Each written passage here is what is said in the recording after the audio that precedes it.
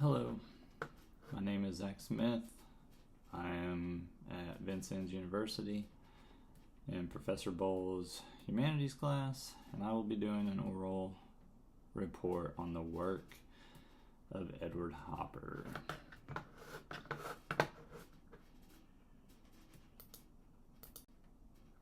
Alright. So, Edward Hopper is a famous American artist. He's known a lot for his paintings. More specifically, I think his most famous is Nighthawks. It's just a painting of some people sitting at a diner. However, he's done a lot more than that, and he's actually been painting and doing art ever since he was 10 years old. So at the age of 10, he actually started signing his own paintings, or his own drawings. Most of his stuff at that age was charcoal, I believe. But, I mean, to start signing your art at the age of 10 is remarkable. I think most artists actually come from a household where art and painting and literature and anything along those lines is kind of frowned upon and not really supported. However, luckily, with Edward Hopper, his family was actually very supportive with all of his art and everything that he was trying to do. So he, like I said, at 10 years old, he was signing his paintings for charcoal. He moved on in his teenage years, and he started doing some political cartoons. Part of the time when he was an artist was actually during wartime, so he's got some sketches of some soldiers. He's got sketches of life in America while a war was going on. He worked for an advertising agency at one point, and he actually did nude style paintings, which back when Edward Hopper was around, it was a very conservative time, and Edward Hopper's family was also very conservative. So it was kind of frowned upon, the nude paintings, the nude drawings and sketches and different things like that. So, but overall, his family supported his decision, and like I said, he moved on. He went to New York School of Art, and then he also started working for a printing agency, where he started making like trade magazine covers and things like that.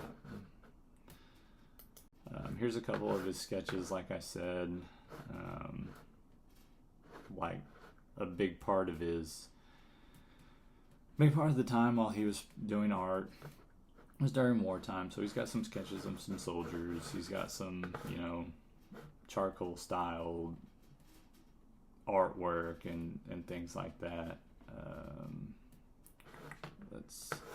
His biggest style is actually not necessarily objects, but more scenery.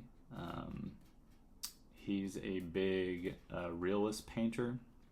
So a few of the stuff that we're going to go over today is more of like a snapshot of those small captured events.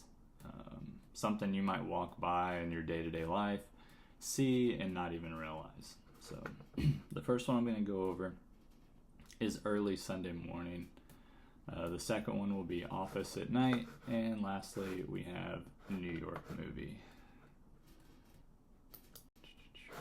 Alright, so first one, early Sunday morning.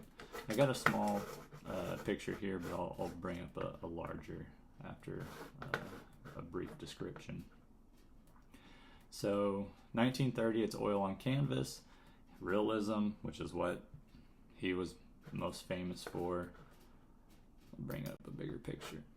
Okay. So I'm a big fan of paintings that have kind of an underlying meaning to them. So with his paintings, in his realistic style, it's these, like I said, snapshots. and I feel like it captures a lot even though there's nothing going on. So you can see this painting here, you know, it's a building, it could be a strip mall style, you know, multiple businesses, there's a barber. However, this is early in the morning, as the title suggests, so nothing's happening. Nobody's up, nobody's awake. You can see the natural light coming in, and then you can see all these shadows here. Like the shadows are pouring across the concrete. Most people in this area are probably working the 9 to 5, and there's just nobody out, and it kind of represents a loneliness of that early morning calmness. Nothing going on. If one were to walk down the street, they would probably just, you know, be caught in their own thoughts. So let's move. Okay. So the second painting that we're going over is Office at Night. This is oil on canvas, another realism piece. And let's bring up the larger photo. Okay. This is obviously, you know, very what some would call an old-timey art piece. So all the light here seems to be coming in through this window. You've got a female who, I'm guessing this is her desk over here. She's probably does the administrative work. You've got this male figure here. He's reading over some work. She looks like she's asking him a question, talking about whatever it is that they're working on. She may have been looking for files. This could be a law firm. It really could be anything. When I look at it, I think of like a newspaper company, or maybe a law firm, or maybe even something far-fetched like a private investigator. However, the female and the male are there's kind of a tenseness to this artwork.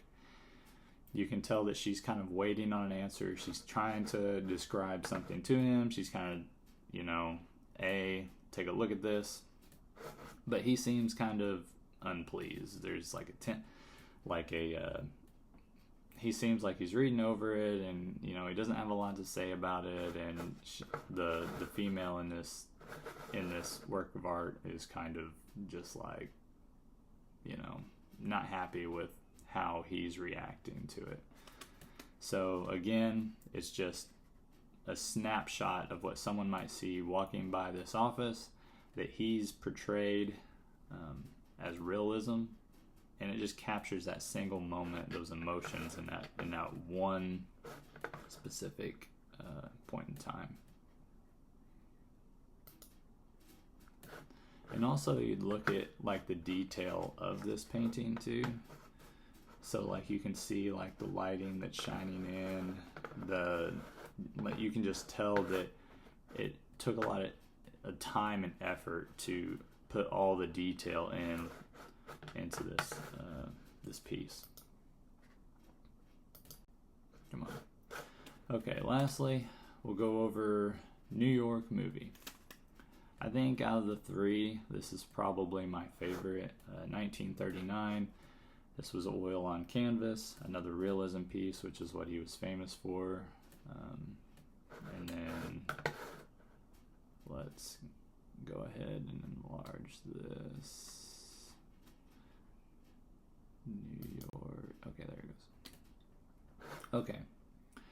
So another piece where you could be standing in the back of a theater and you can look in this one direction and you caught this specific point in time. So you can see this theater around. It looks very high class. It's got sculptures. It's got a movie going on. There's people in the seats here.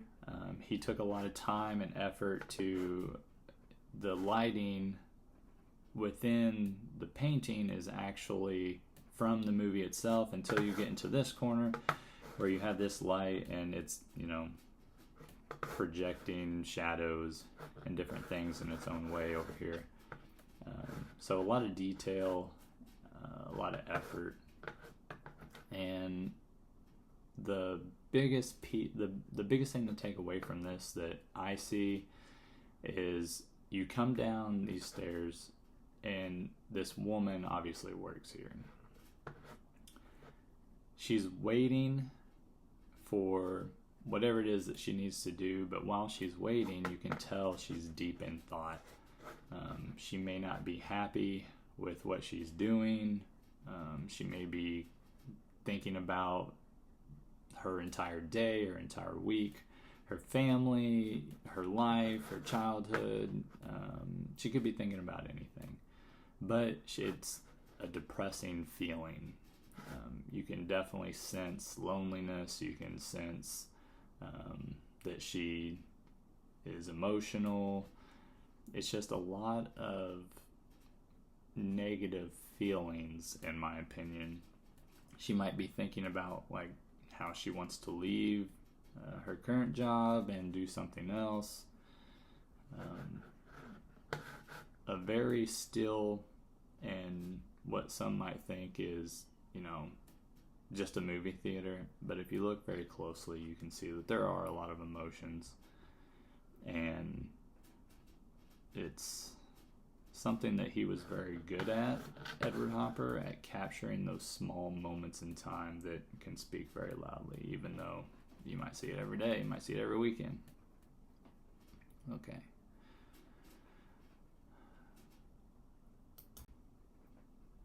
And lastly, for the presentation itself, here is my work cited. And that is going to be it for Edward Hopper. So I appreciate you listening and watching, and hopefully you learned something about Edward Hopper that you didn't know before, which I know I did. I didn't know a lot about his artwork or his history. I was never a fan of still art or realism, but I chose Edward Hopper because even though his pieces may look just like a snapshot of life, there's a big meaning behind it. So, thank you.